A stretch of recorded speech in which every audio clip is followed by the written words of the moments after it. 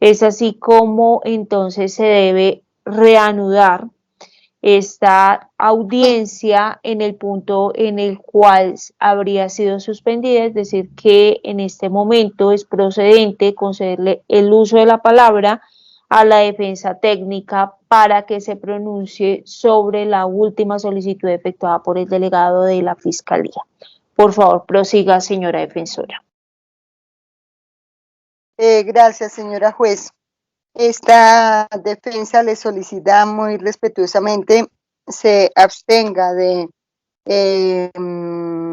imponer una medida de aseguramiento de detención en centro carcelario, teniendo en cuenta que la restricción de la libertad es algo excepcional, lo general es la libertad de las personas. Y pues se hace imperativo, señora juez,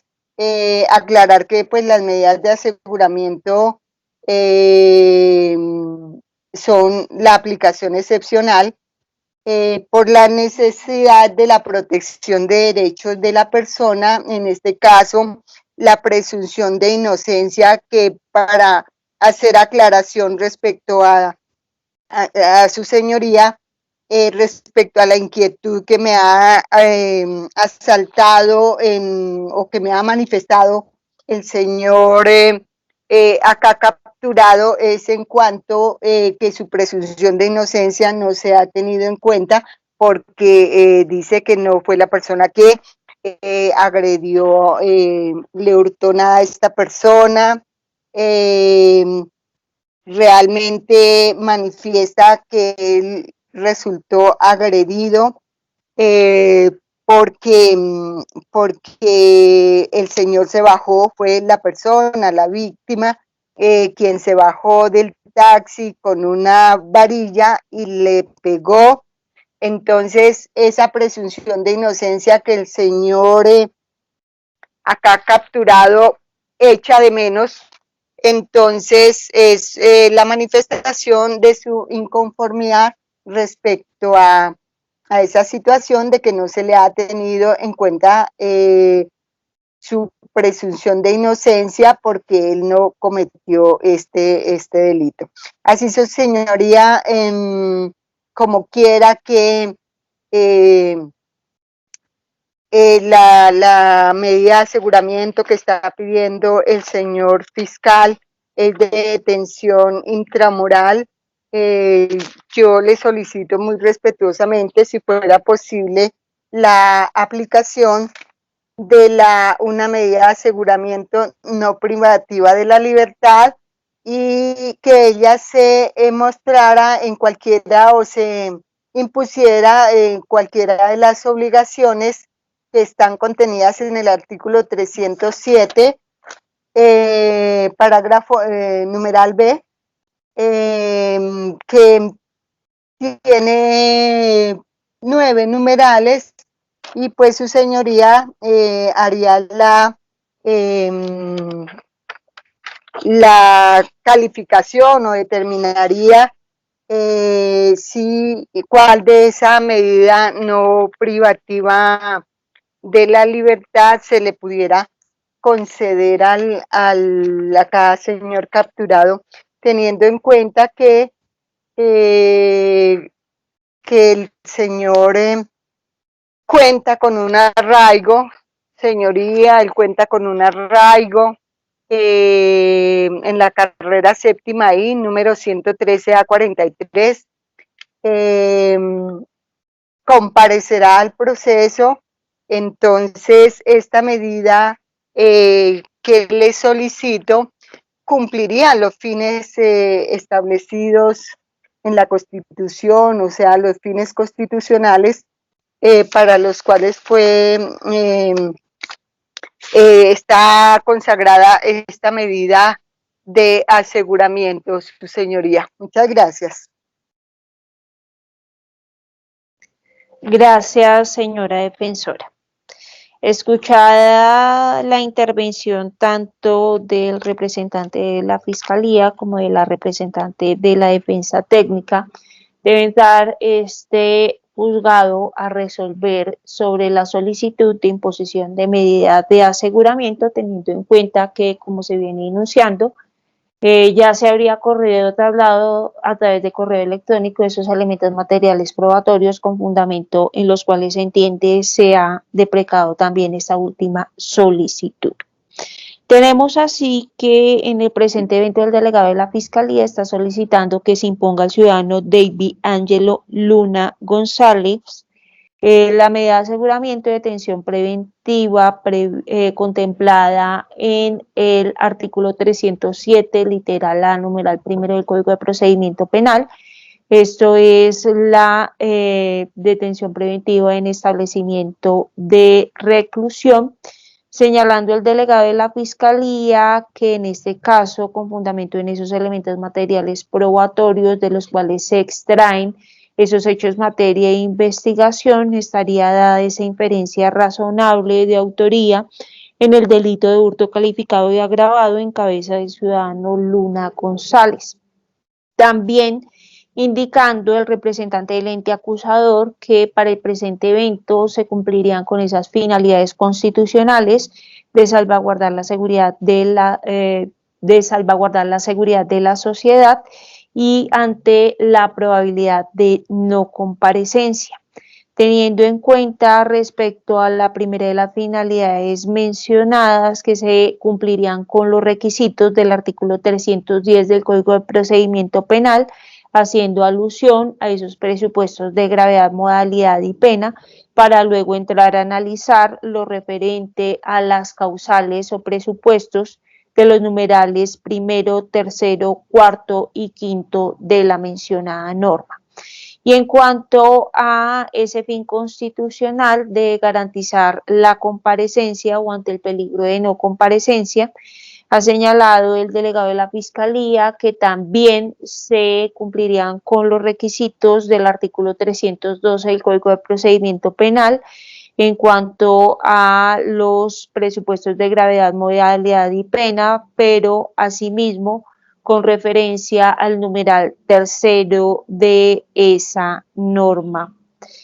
Y luego, por parte del delegado de la Fiscalía, para sustentar su petición, se ha hecho alusión a esa insuficiencia de las medidas de aseguramiento no privativas de la libertad. Respecto a esta petición de la Fiscalía, por parte de la defensa técnica se ha manifestado su oposición, haciendo énfasis en ese derecho fundamental a la libertad y en la excepcionalidad de la restricción del mismo. Igualmente trayendo a colación que según ha manifestado su representado, en ningún momento él habría sido la persona que habría procedido al hurto de las pertenencias de quien funge como presunta víctima, que incluso por parte de dichos ciudadanos se habría procedido a golpearlo con una varilla, y es así como por parte de la defensa técnica se indicó que de considerarse necesario la imposición de una medida de aseguramiento, que la misma sea no privativa de la libertad, teniendo en cuenta que su representado tiene un arraigo establecido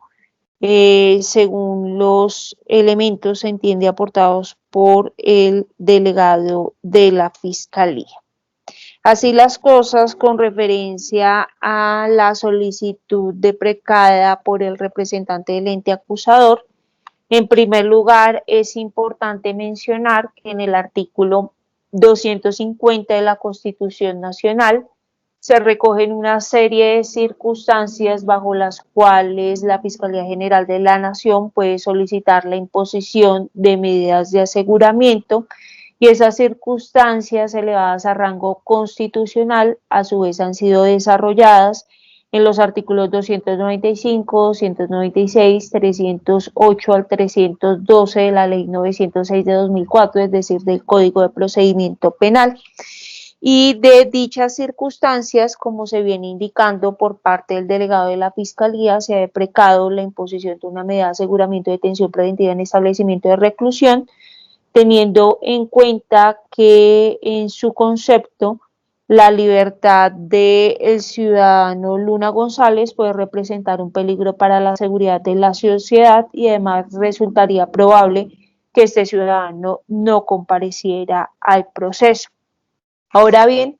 como es evidente, esas medidas de aseguramiento contempladas en el artículo 307 del Código de Procedimiento Penal, las cuales han sido divididas en dos grandes bloques, unas consideradas no privativas de la libertad, que son las establecidas en el literal B de esa norma, y otras que han sido denominadas como privativas de la libertad, que están contempladas en el literal A del artículo 307 del Código de Procedimiento Penal.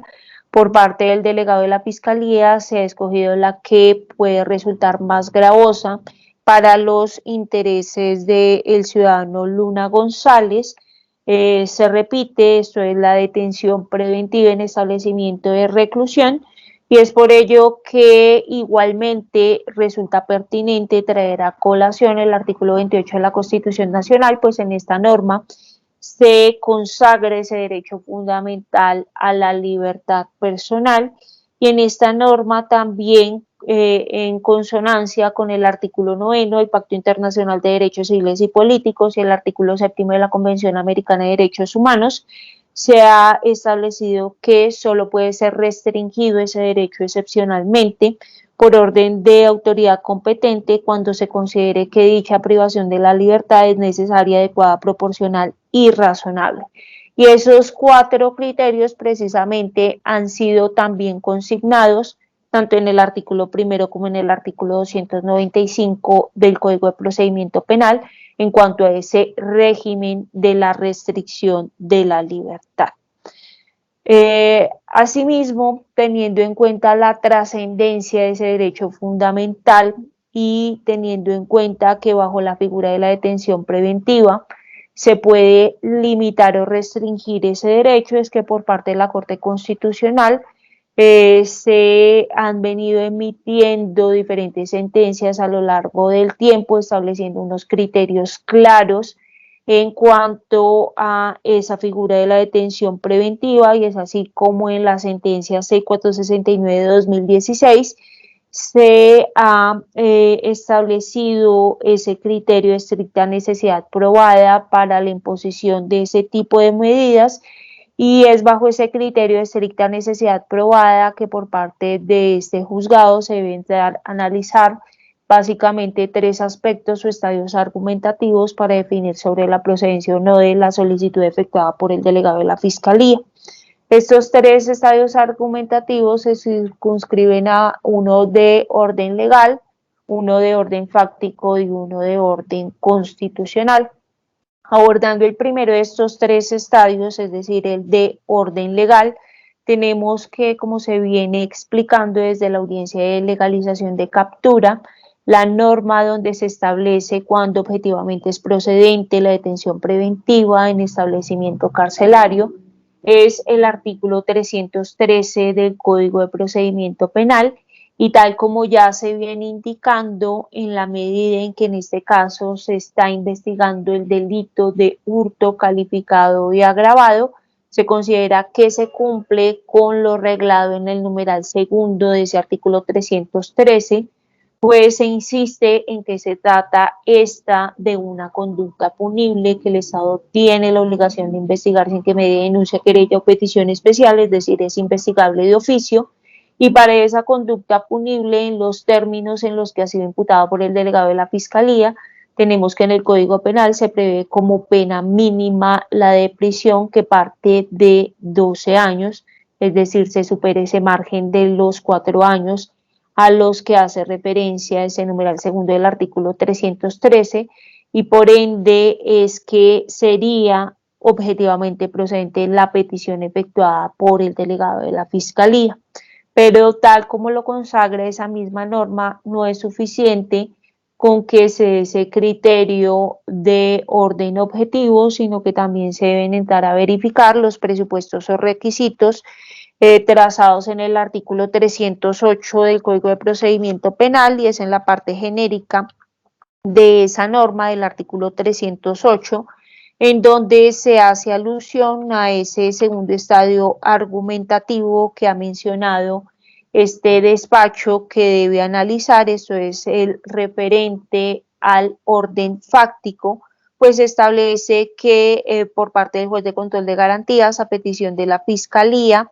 se decretará la medida de aseguramiento cuando de los elementos materiales probatorios y evidencia física recogidos asegurados o la información obtenida legalmente se puede inferir razonablemente que el imputado puede ser autor o partícipe de la conducta delictiva que se investiga. En este caso, se tendría que esa inferencia razonable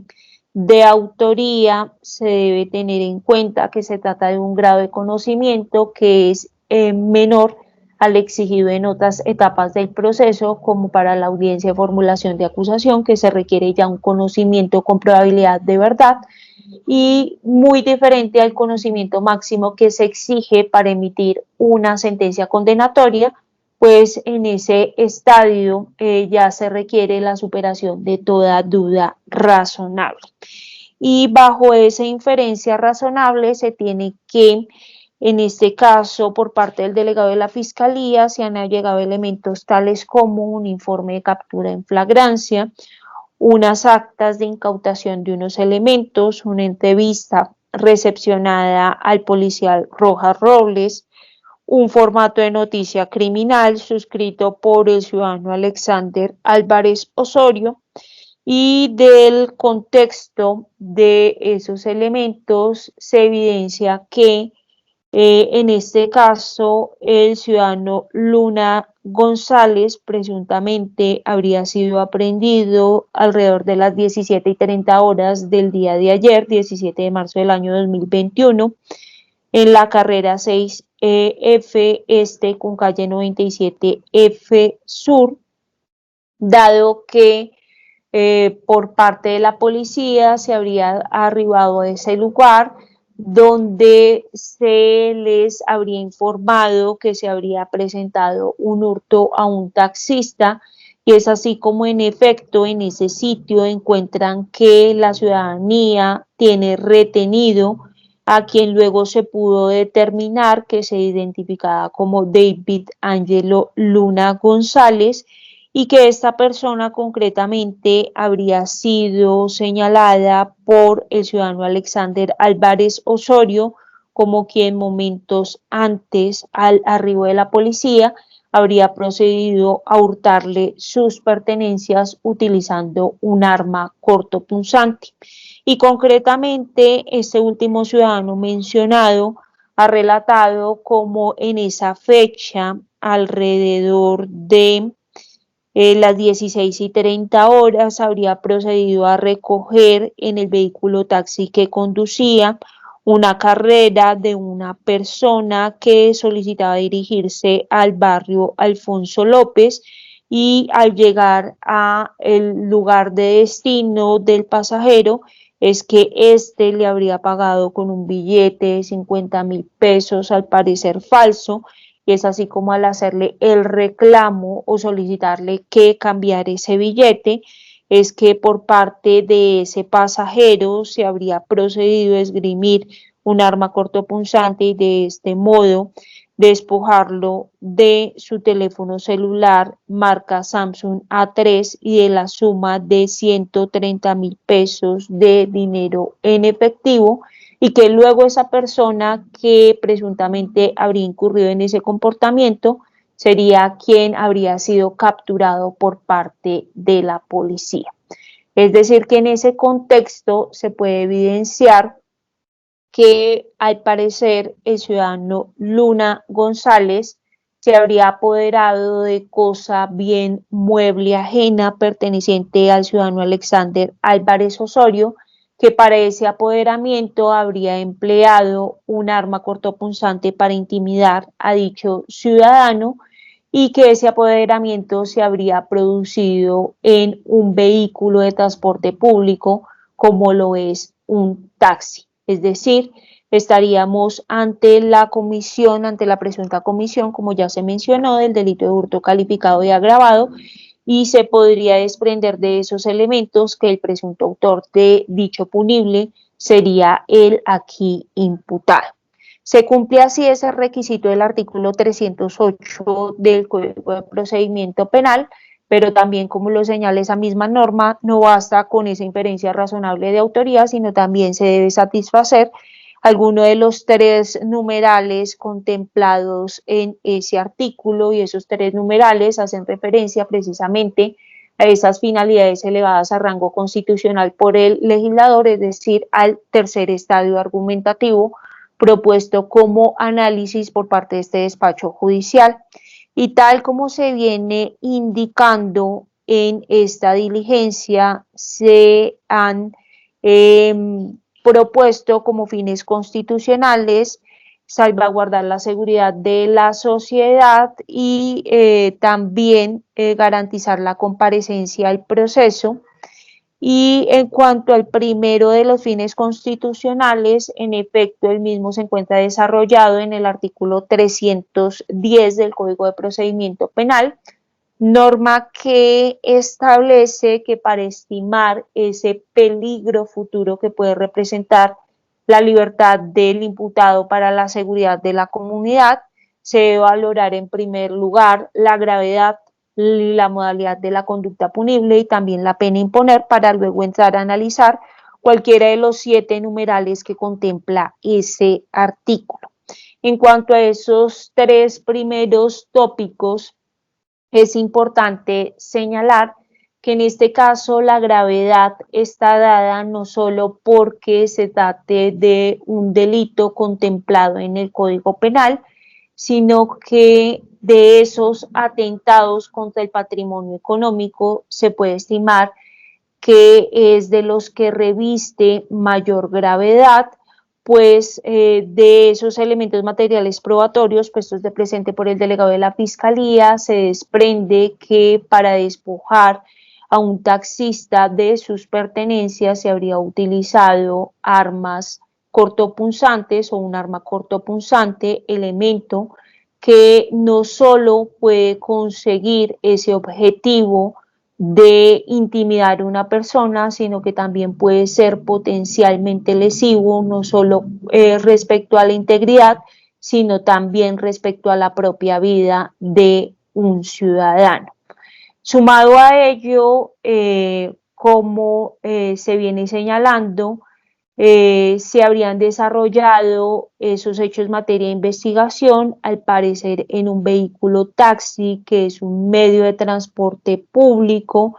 es decir, que es un vehículo que es utilizado por un ciudadano, en este caso el ciudadano Álvarez Osorio, para desarrollar una actividad lícita con la cual se gana la vida, y desafortunadamente las personas que se dedican a conducir vehículos taxis prestando ese servicio a la comunidad se ven enfrentadas a una serie de peligros, como lo es que personas que aparentan ser pasajeros procedan a despojarlo de sus bienes, y en ese despojo de sus bienes incluso conductores de vehículos taxi desafortunadamente han perdido la vida. Es por ello que se puede considerar sumamente grave el comportamiento que se está investigando dentro del presente radicado. Y en cuanto a la modalidad de esa conducta punible investigada, sin lugar a dudas se trataría de una modalidad dolosa, es decir, que la persona que se dice se subió a ese vehículo con un arma cortopunzante y con la misma procedió a intimidar al conductor de ese taxi, obviamente tenía pleno conocimiento de la ilicitud de su actuar y dirigió él mismo para conseguir ese objetivo de apoderarse de los bienes de dicho conductor de taxi. Y referente a la pena, nos sobra mencionar una vez más que en el caso del delito de hurto calificado de agravado, de acuerdo con los artículos 239, 240, inciso segundo, y 241 del Código Penal, se partiría de una pena de prisión que va desde los 12 años y que en su máximo puede ir hasta los 28 años de prisión, es decir, es una pena bastante alta y considerable como para deprecar que se cumplen esos criterios de la parte genérica del artículo 310 y precisamente esa pena ha sido contemplada tan alta por parte del legislador en virtud de esa libertad de configuración legislativa. Se entiende que como política criminal, bien se pueda considerar la misma acertada o no, precisamente atendiendo a ese clamor de la sociedad, teniendo en cuenta cómo se da a diario este tipo de comportamientos y esa sería la manera con la cual se busca desestimular la comisión de este tipo de conductas punibles. Verificado así que se cumplen esos criterios del artículo 310 en su parte genérica, se debe mencionar que por parte del delegado de la Fiscalía se ha hecho referencia también a los numerales primero, tercero, cuarto y quinta de esta norma, es decir, la continuación en la actividad delictiva, el hecho de estar disfrutando un mecanismo sustitutivo de la pena privativa de la libertad por delito doloso o preterintencional, la existencia de sentencias condenatorias vigentes por delito doloso o preterintencional y cuando se utilicen armas blancas. Y referente a esos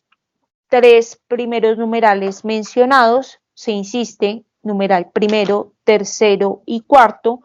se ha aportado por parte del delegado de la Fiscalía un oficio del Ministerio de Defensa Nacional y también se ha aportado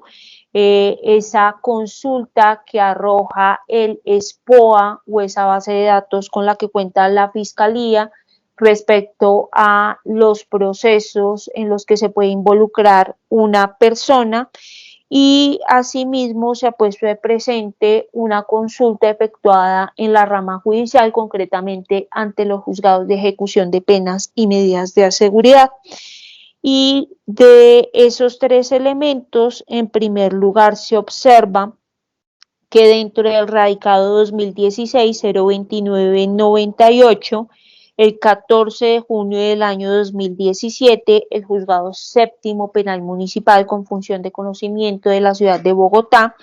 habría condenado al ciudadano David Ángelo Luna González a la pena de 91 meses de prisión por el delito de hurto calificado. Es decir, que en efecto en este caso, respecto al ciudadano aquí imputado, obra ya una sentencia condenatoria vigente por delito doloso.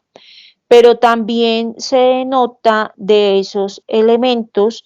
que dentro de ese radicado por el cual fue condenado este ciudadano el día 21 de abril del año 2020 por parte de los jueces de ejecución de penas y medidas de seguridad encargados de vigilar el cumplimiento de esa sentencia, se habría decidido otorgarle la prisión domiciliaria. Es decir, que en este caso, este ciudadano sí estaría bajo o cobijado un mecanismo sustitutivo de la pena privativa de la libertad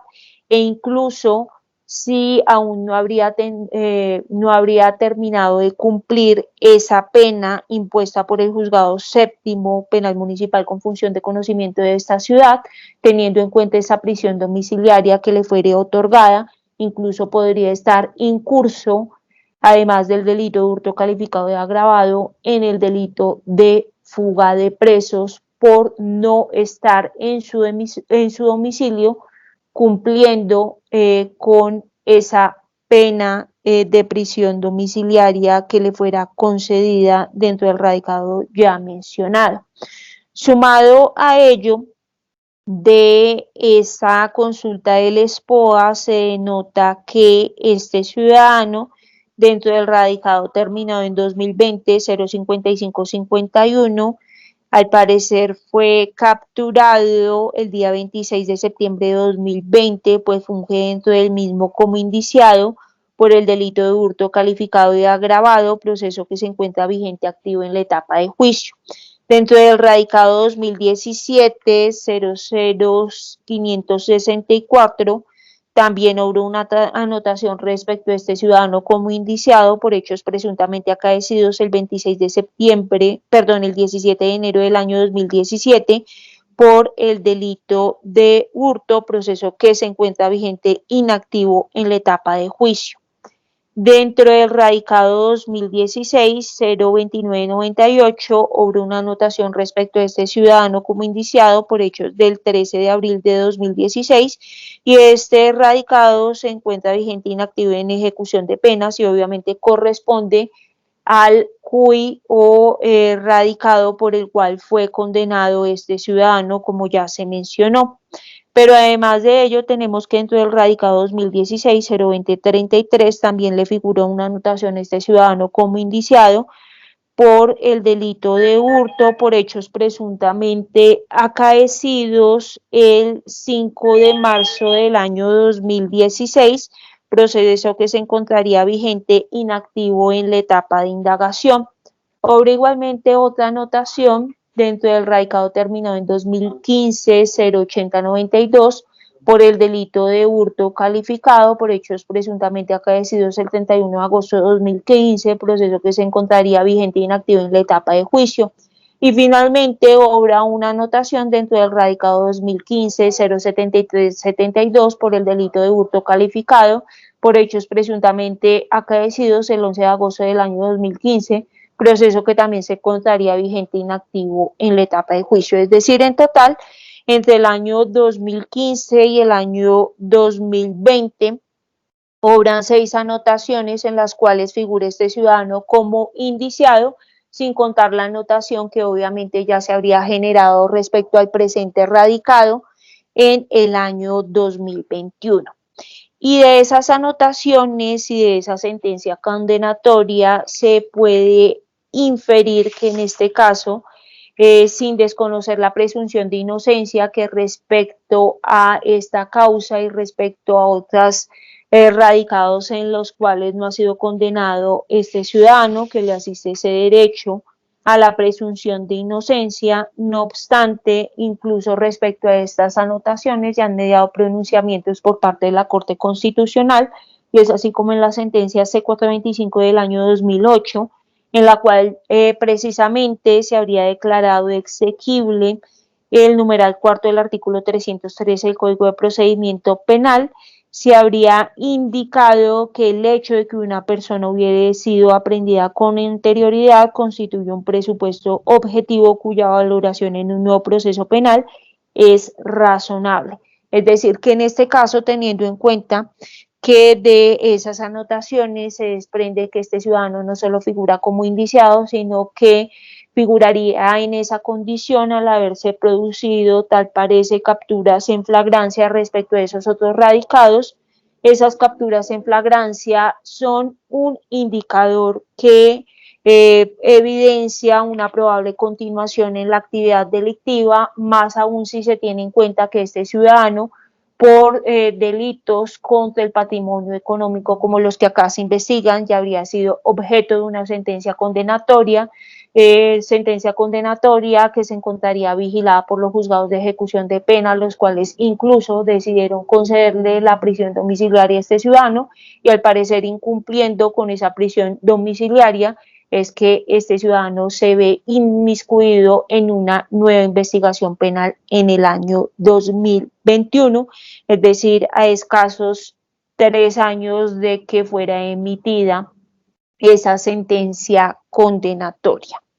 En ese orden de ideas, indudablemente se cumplen con esos presupuestos de los numerales, se repite primero, tercero y cuarto del artículo 310, pero como si ello fuera insuficiente, también se satisface el numeral quinto, que hace referencia a la utilización de armas blancas, y precisamente esta circunstancia ha sido plasmada por el legislador para que sea considerada por parte de los jueces de control de garantías en aras de determinar ese peligro a futuro que puede representar la libertad de una persona para la seguridad de la comunidad, teniendo en cuenta no solo, como ya se ha indicado, la potencialidad que tienen este tipo de elementos para afectar la integridad y la propia vida de las personas, sino también teniendo en cuenta que cada vez desafortunadamente en mayor medida se utilizan estos elementos por parte de la delincuencia organizada para cometer conductas punibles, y es que en el caso de las armas blancas se trata de elementos que incluso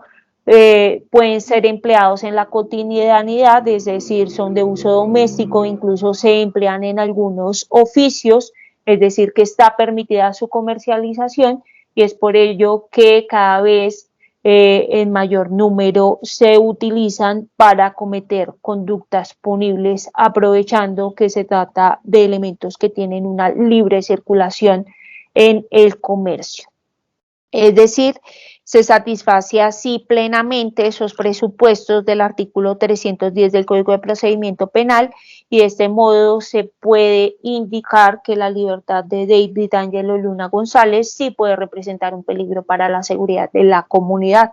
Pero como también por parte del delegado de la Fiscalía se ha propuesto ese fin constitucional de la no comparecencia, contemplado en el numeral tercero del artículo 308 y desarrollado en el artículo 312 del Código de Procedimiento Penal, tenemos que esta norma, al igual que el artículo 310, hace alusión a que se debe analizar en primer lugar esa gravedad, modalidad de la conducta punible y la pena a imponer, aspectos que ya fueron objeto de análisis por parte de este despacho judicial. Y también esta norma establece que se debe verificar alguno de los tres factores que se encuentran plasmados en sus numerales. Y concretamente por parte del delegado de la Fiscalía se ha traído a colación el numeral tercero, en el cual se indica que se debe valorar ese comportamiento del imputado durante el procedimiento o en otro anterior del que se puede inferir razonablemente su falta de voluntad para sujetarse a la investigación, a la persecución penal y el cumplimiento de la pena. Y en cuanto a este presupuesto, se considera que también se satisface el mismo en la medida en que de esos elementos ya enunciados que fueron puestos de presente por parte del delegado de la Fiscalía, se evidencia que en un principio, cuando la policía procedió a capturar a quien luego se determinó que se trataba de David Angelo Luna González, este ciudadano se habría identificado como Marco Giovanni Sotelo Martínez, suministrando incluso un documento de identidad, y es así como en los documentos iniciales que dan cuenta de la captura de este ciudadano se observa el nombre de Marco Giovanni Sotelo Martínez, y él luego, a través de las labores que tiene que desarrollar la Fiscalía a través de servidores de policía judicial para determinar en efecto la individualización e identificación de las personas capturadas que le son puestas a disposición por parte de la policía, es que se determina que quien fue puesto a disposición por parte de la policía no era Marco Giovanni Sotelo Martínez, sino David Angelo Luna González, es decir, que de este modo, por parte de este ciudadano, no solo se estaría torpedeando ese procedimiento de su captura, sino que también se estaría intentando confundir a las autoridades, precisamente se entiende teniendo en cuenta esas anotaciones que ella tiene, esa sentencia condenatoria que ya tiene este ciudadano, y especialmente se considera que teniendo en cuenta que este ciudadano al parecer se encontraría en este momento incumpliendo con la prisión domiciliaria que le fue concedida por los juzgados de ejecución de penas y medidas de seguridad. Es decir, que su comportamiento sí denota esa falta de voluntad de sujetarse a esta investigación penal. En consecuencia, también se cumple con ese otro fin constitucional propuesto por el delegado de la Fiscalía, y de este modo se entiende que se encuentran colmados esos tres estadios argumentativos que se ha propuesto analizar este despacho judicial. Pero adicionalmente, como el legislador en el parágrafo segundo del artículo 307 del Código de Procedimiento Penal ha establecido que las medidas de aseguramiento privativas de la libertad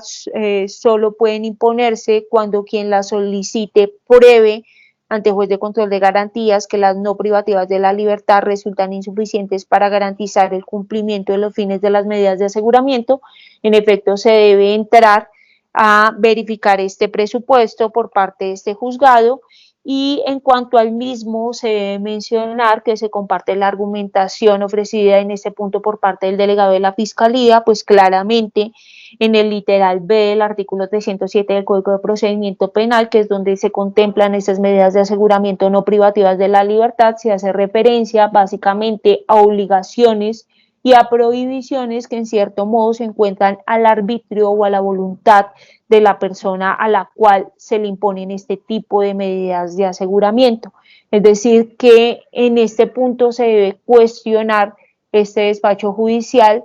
si es posible confiar en esa voluntad del ciudadano David Angelo Luna González como para imponerle una medida de ese tipo que no restringirían tan drásticamente su derecho fundamental a la libertad. Y la respuesta que se halla de esos elementos materiales probatorios es que no es viable confiar una vez más en la voluntad del ciudadano Luna González, pues este ciudadano no solo ya ha sido objeto de una sentencia condenatoria, es decir, no solo ha afrontado a la administración de justicia y ha resultado vencido,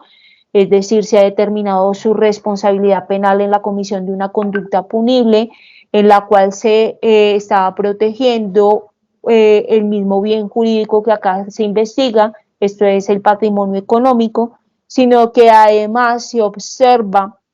que este ciudadano desde el año 2015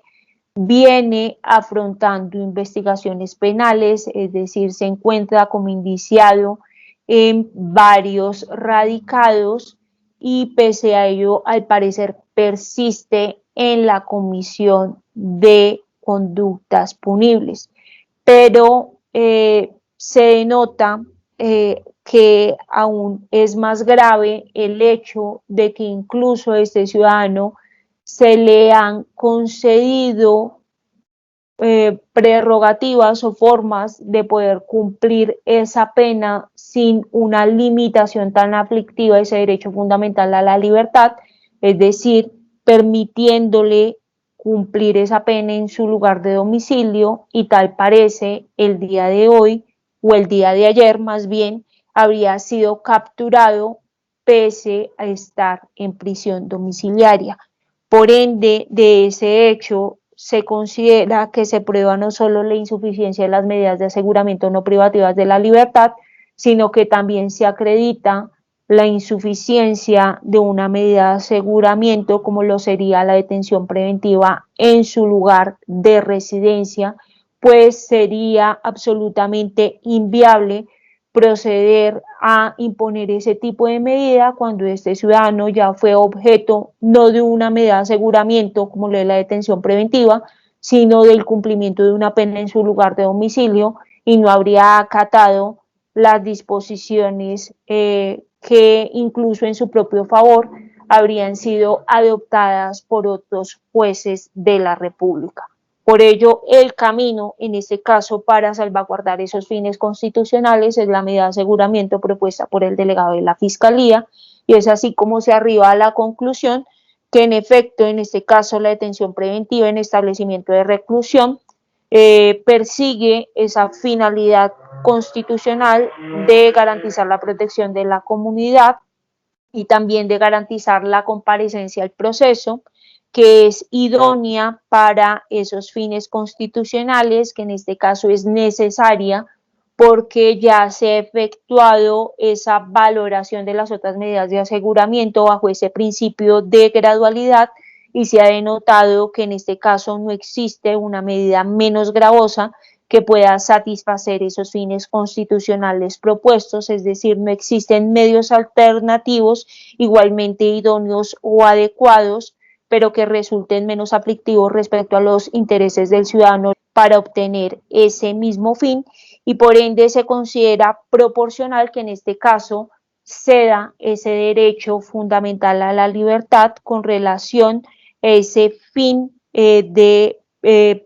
Estado de perseguir los delitos, pero sobre todo para salvaguardar esa seguridad del conglomerado social. Y es por ello que, por las razones ya notadas, al verificarse que se cumplen con esos presupuestos constitucionales y legales, es que el Juzgado Quinto Penal Municipal con función de control de garantías de la ciudad de Bogotá resuelve imponer medida de aseguramiento de detención preventiva en establecimiento de reclusión al ciudadano, y una vez se surta el trámite de los recursos legales que se pueden interponer contra esta decisión, de ser el caso, se procederá a librar la correspondiente boleta de detención por parte de este despacho judicial. Y es así como se informa que contra la decisión adoptada por este juzgado proceden los recursos ordinarios de reposición y apelación, y a continuación se le concede el uso de la palabra en primer lugar al delegado de la Fiscalía y luego a la defensa técnica para que se pronuncien sobre su interposición. Gracias, señora juez. Por Fiscalía, conforme con su decisión.